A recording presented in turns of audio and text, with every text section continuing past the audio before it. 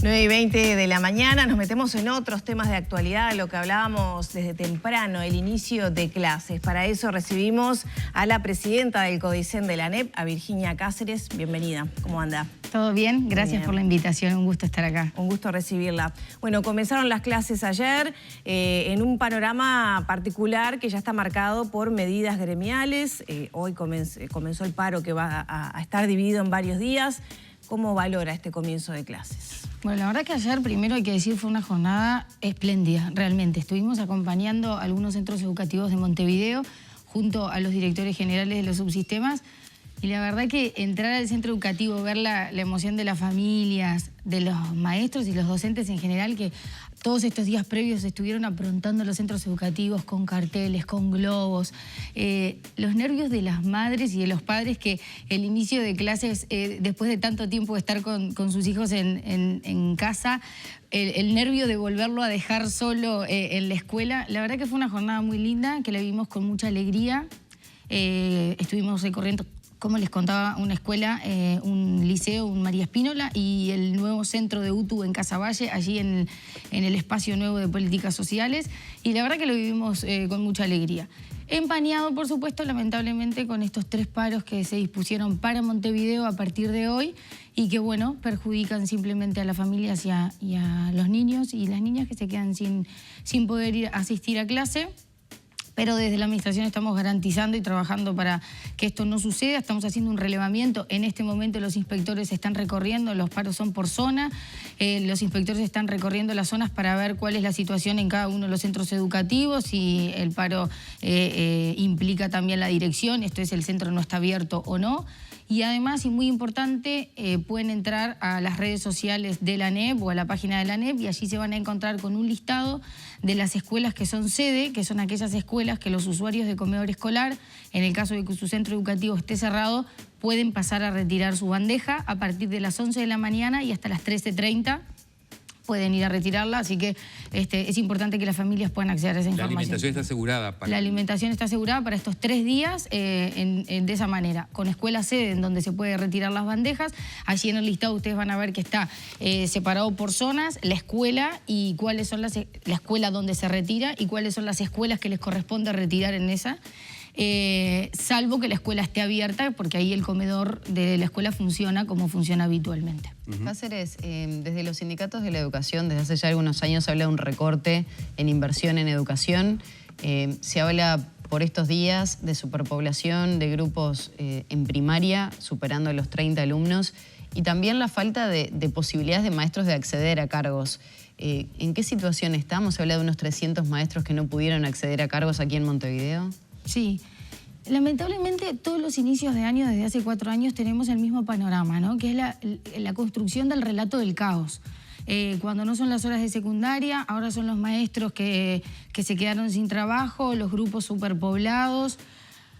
Empezando por cada uno de los puntos. Para empezar, ayer la directora general de primaria lo decía, hay algunas escuelas de tiempo completo que están siendo muy demandadas por las familias, que están con algunos grupos que tienen más de 30 alumnos, que es más o menos el estándar que se establece para una clase.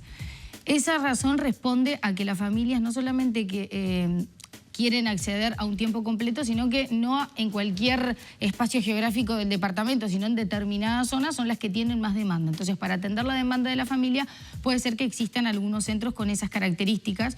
Primaria también lo dijo ayer, que está anunciando la posibilidad de poner duplas de maestras para atender esas clases. Esto se va a analizar en esta primera semana. Por otro lado, hay maestras que no tienen trabajo. Bueno, eso ahora paso a ese punto. Esto se va a analizar en esta primera semana y en el caso de que se entienda necesario, se van a poner duplas de maestros.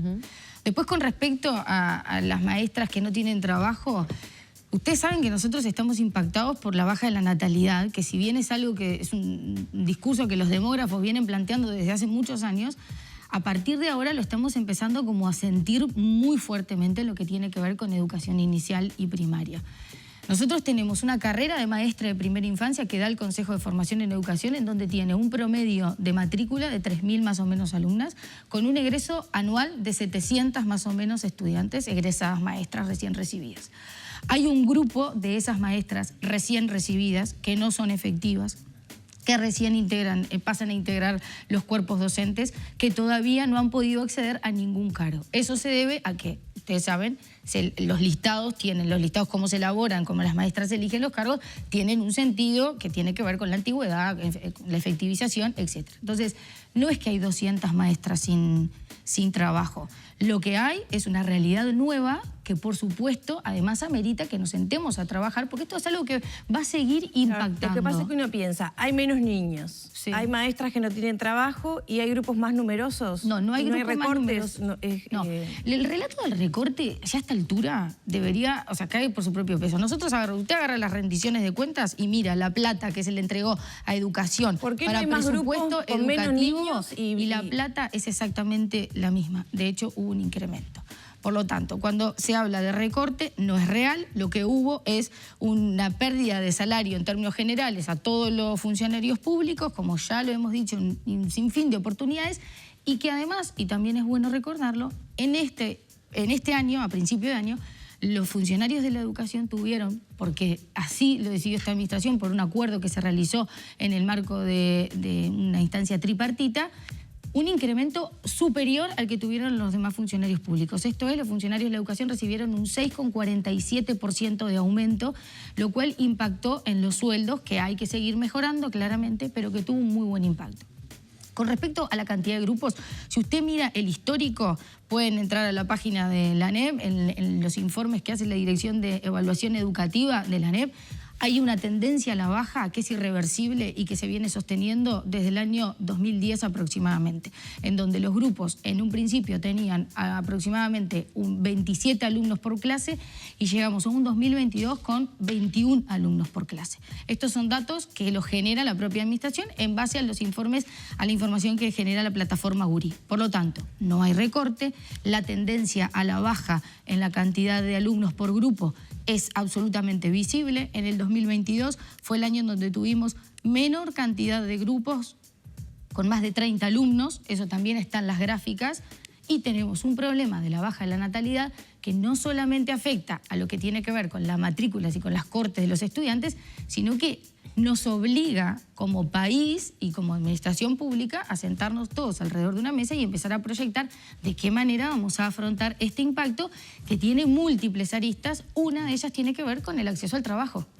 Cáceres, cuando usted asumió, yo recuerdo su discurso, parte de su discurso, usted decía, o pedía, mejor dicho, una especie de carta de crédito al sindicato, denme la posibilidad de trabajar. ¿Usted siente que los gremios no le están dando a usted, como titular de la ANEP, esa posibilidad? No, para nada, no lo creo de esa manera. Nosotros con el sindicato tenemos siempre buen diálogo, buen vínculo. La semana pasada tuvimos una instancia bipartita justamente para ver algunos aspectos que tenían que ver con el inicio de cursos y no creo ni a mí en particular, ni a la administración en general, no es algo que lo crea. ¿Tienen previsto juntarse otra vez por estos temas puntualmente? Seguramente nosotros quedamos en esta última instancia que íbamos a convocarlos nuevamente por algunos aspectos de apertura presupuestal, cuestiones muy técnicas, muy específicas, y el diálogo siempre está abierto y cada vez que sea necesario lo vamos a tener.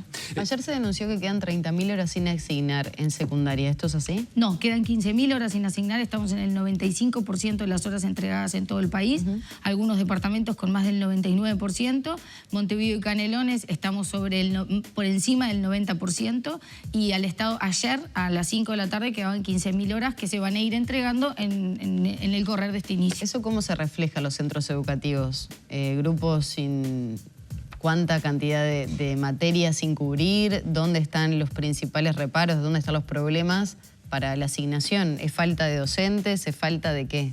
Bueno, hay un núcleo duro de horas que históricamente no se logra dar al inicio de los años y que se va llenando lentamente. Tiene que ver con falta de docentes en algunas áreas específicas, en lo que tiene que ver con informática y con inglés. Ahí tenemos dificultades por falta de... ¿Qué porcentaje representa de las 15.000? No tengo claro ese número, pero es un global. Ayer sí, por ejemplo, se dieron matemática y economía, que eran las que quedaban. Pero es un núcleo duro de horas. Secundaria ha implementado un nuevo sistema que se implementó a partir del año pasado, que es para aquellas horas que no logramos dar, porque además empieza a correr también el tema de las suplencias y las certificaciones, en fin, el conjunto de cosas que le sucede a cualquier persona en el ámbito de su trabajo. Hay una propuesta que se llama docente remoto, que es para que los estudiantes no se queden sin las horas. Un docente que puede estar en cualquier parte del territorio se conecta virtualmente a la clase para poder dar esas horas de esa materia específica. Cáceres, con este año lectivo, con el inicio de este ciclo lectivo, arranca prácticamente la totalidad de la transformación educativa. Yo le quiero preguntar por los procesos de evaluación. ¿Cómo tiene previsto la ANEP hacer una evaluación y cada cuánto tiempo se va a hacer de cómo viene este proceso? Bueno, nosotros tenemos un grupo, que es el grupo que sigue la implementación de la transformación, que está integrado por distintos actores. El año pasado se estuvieron haciendo se fueron midiendo una serie de encuestas a docentes y estudiantes que fueron midiendo cuál iba siendo el avance, sobre todo lo que tenía que ver con la apropiación de los docentes y cuáles eran el uso y el beneficio que sentían de algunas herramientas que la administración le estaba dando. También hubo una consultoría de Muñoz, que todos lo conocemos, es un especialista chileno reconocido en el ámbito educativo, que estuvo acompañando este proceso, midiendo también de alguna manera. Y eso nos arrojó una serie de resultados a fin de año. Esos resultados se están evaluando. En base a algunos de esos resultados se están modificando algunas cosas que tienen que ver con la implementación. ¿Por ejemplo? Por ejemplo, la cantidad de encuentros docentes. Ustedes saben que el año pasado estaban previstos para trabajar en el ámbito docente sobre aspectos de la transformación 5 encuentros que los docentes trabajaban allí. En algunos casos eran los días sábados, en otros casos días de semana, eran horas pagas que la administración les generaba a los docentes para que pudieran planificar y coordinar. Eso se está reviendo porque vimos que no estaba funcionando de la manera que se esperaba, digamos, entonces va a haber una propuesta nueva en ese sentido. Las matrices, ustedes habrán escuchado mucho durante el año que los docentes se quejaban de la carga administrativa que les generaba la implementación de la transformación. Esto respondía a matrices que tenían que completar en su planificación. Eso también se modificó y ahora ya no tienen que completar 3 matrices, sino que solamente algunos aspectos. Los otros, si quieren hacerlo para uso propio, lo hacen y si no, no. Pero la administración solamente les va a requerir alguna información para alivianar esa carga. ¿Los encuentros docentes se reduce la cantidad también? No, no se reduce. Lo que estamos elaborando una propuesta porque además se suma... Tenemos dos situaciones bien distintas. Una que tiene que ver con el trayecto que el año pasado ya se implementó, que es en el ciclo de EBI, en donde ya hay una experiencia y ya hay un aprendizaje de los propios docentes, ¿no? Y después están los nuevos que comienzan, que por primera vez se enfrentan a la transformación, que son los de primera educación media superior. Entonces estamos focalizando, digamos, los encuentros en educación media superior y tratando de que los de educación básica integrada fluyan por canales más institucionales. Ahora, pero con respecto a los cambios que empiezan ahora este año, ¿cuándo se va a tener un primer análisis de los resultados de los mismos? En materia educativa, sí. en materia de aprendizajes, sí. Y bueno, vamos a tener que esperar un tiempo, sí, porque como en cualquier reforma educativa, los aprendizajes demoran en medirse. Vamos a tener indicadores que pueden ir dando una muestra, indicadores de egreso. ¿Pero cuánto tiempo? Bueno, a fin de año vamos a tener los indicadores de egreso y ahí podemos utilizarlo como una medida que no va a medir el impacto de los aprendizajes, por supuesto, pero que sí puede ser un indicador de si la propuesta educativa está yendo por el rumbo correcto. Eso ya se puede evaluar del año pasado, por ejemplo. Sí. La tasa de repetición seguramente disminuyó porque los ciclos pasan a ser distintos de repetición. En segundo año no se repite, o en primero no se repite, en segundo no sí. se repite, en segundo sí, es 1 por medio. ¿Qué balance se hace de eso? Bueno, nosotros, el primer indicador que vemos es el egreso. El aumento en el egreso. Ahí nosotros, la ANEP se había fijado algunas metas en lo que tiene que ver con educación media básica y educación media superior. En ambos casos las superamos, las metas. En educación media superior superamos un número histórico y duro, que era que nunca se pasaba del 50%. Hoy estamos en el 51% de egreso y eso lo vemos como algo muy positivo. Secundaria. En secundaria. Más allá de que, por supuesto, en el contexto general del país son números bajos todavía y tenemos mucho margen para trabajar. Lo que tiene que ver con la repetición o la culminación de los ciclos, en este proceso todavía no tenemos los números, se están cerrando. Ustedes saben que el nuevo reglamento dispone 2 etapas de acompañamiento pedagógico para los estudiantes, una en diciembre y una en febrero. La de febrero culminó en los últimos días de febrero y estamos tratando de sistematizar los números para tener, en el caso concreto, cuáles fueron los resultados. Cáceres, en la situación edilicia de secundaria, ¿cómo es la situación? También la transformación educativa requería nuevos usos de espacios, etcétera, de los edificios, y un cuestionamiento era que quizá no iba a haber en todos los liceos espacios suficientes para los talleres, etcétera. ¿Cómo estamos en situación edilicia, es decir, la calidad de los edificios y en las condiciones para, bueno, aplicar las transformaciones que se van a hacer este año ya a pleno? Bueno, en lo que tiene que ver con infraestructura, por supuesto que siempre en algún punto venimos como corriendo de atrás en sentido de la cantidad de centros educativos que tenemos y que pasaron muchos años sin mantenimiento. Nosotros tenemos un plan de mantenimiento que se vino llevando adelante. Para el inicio de cursos particularmente hicimos un recorrido general para ver cuáles eran aquellos centros que requerían una atención más inmediata. En esos centros se hicieron intervenciones que fueron de las más variadas que se puedan imaginar, y tenemos el plan de obra general que se aprobó a principio de la administración. También tenemos, y es bueno decirlo, hay un 0800 que si bien existe hace mucho tiempo en la ANEP, nosotros estamos tratando de resignificarlo, que es el 0800 ANEP, que en el caso de que un centro educativo tenga reporte de alguna situación de que se le rompió un caño o un baño o cualquier situación que responda a infraestructura, pedimos que las incidencias se hagan por esa vía de comunicación. Armamos un equipo de contención para recibir, recepcionar esas llamadas y hacer una especie de triage, en el sentido, copiando un poco a los centros de salud, para tratar de priorizar a aquellas situaciones que sean de mayor urgencia. En lo que tiene que ver con los espacios propiamente, bueno, ahí los directores de los centros y los equipos de gestión son los que tienen, en el marco de su autonomía, la posibilidad de generar espacios. Por el momento no hemos tenido reportes, si bien el año pasado al principio hubo como algunas dificultades con el armado de los talleres, este año no estamos reportando esa situación, y sí, bueno, apostamos a esto, a que los directores sean disruptivos y que traten de utilizar en su máxima expresión todo el centro educativo, pero por ahora y no hemos tenido ninguna situación de ese tipo. Bien, Cáceres, le quiero hacer un par de preguntas vinculadas a los colegios privados. La primera, ¿tienen ya medido ustedes la absorción que tuvieron que hacer este año de alumnos que provienen del sector privado? ¿Todavía no? No, todavía no, porque es muy pronto. Seguramente después de turismo vamos a tener la matrícula total de la Corte 2024 y ahí vamos a poder medir los pases que vienen de los colegios privados. Bien, ¿qué pasa con la ordenanza 14? ¿Se van a hacer, ya están establecidos los cambios? ¿Los colegios piden mayor autonomía? Entre otras cosas, bueno, para establecer asuetos. ¿Qué pasa con los anuncios previos de los cierres de los colegios? Bueno, ustedes saben que nosotros le entregamos, nos reunimos hace ya 2 semanas con las asociaciones de colegios privados, le entregamos un primer borrador que hicieron los equipos técnicos modificando algunos aspectos de la ordenanza 14.